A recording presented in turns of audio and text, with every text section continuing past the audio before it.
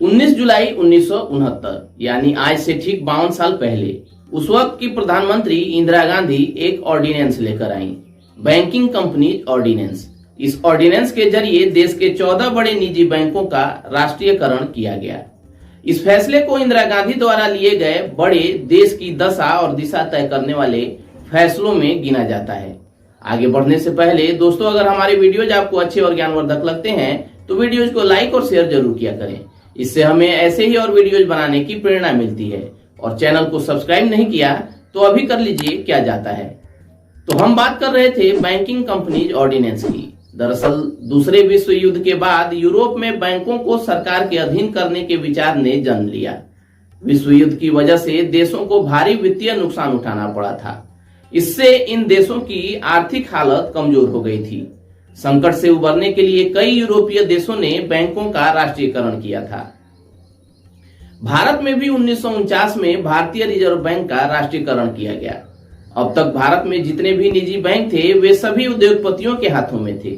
लोग बैंकों में जाने से कतराते थे। साथ ही बैंकों का कारोबार केवल बड़े शहरों तक ही सीमित था। इंदिरा का कहना था कि बैंकों को ग्रामीण क्षेत्रों में ले जाना जरूरी है। निजी बैंक देश के सामाजिक विकास में अपनी भागीदारी नहीं निभा रहे हैं, इसलिए बैंकों का राष्ट्रीयकरण जरूरी है। हालांकि इंदिरा का यह फैसला इतना विवादित था कि खुद उनकी ही सरकार के वित्त मंत्री मोरारजी देसाई इसके खिलाफ थे।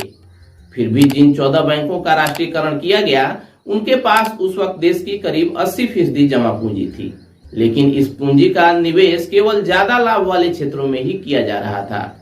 दूसरी ओर आजादी के 10 साल के भीतर ही 300 से भी ज्यादा छोटे मोटे बैंक कंगाल हो गए थे। इसमें लोगों की करोड़ों की जमा पूंजी भी डूब गई थी। इस वजह से भी सरकार ने इन बैंकों की कमान अपने हाथ में लेने का फैसला लिया। इस फैसले को अमल में लाने का जिम्मा इंदिरा ने अपने प्रधान सचिव पीएन हक्सर को सौंपा। कहा जाता है कि हक्सर सोवियत संघ की समाजवादी विचारधारा से प्रभावित थे और वह वहां बैंकों पर सरकार का नियंत्रण था। 1967 में इंदिरा ने कांग्रेस पार्टी में 10 सूत्रीय कार्यक्रम पेश किया।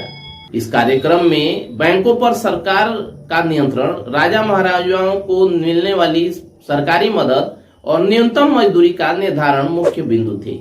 7 जुलाई 1969 को कांग्रेस के बेंगलुरु अधिवेशन में इंदिरा ने बैंकों के राष्ट्रीयकरण का प्रस्ताव रखा।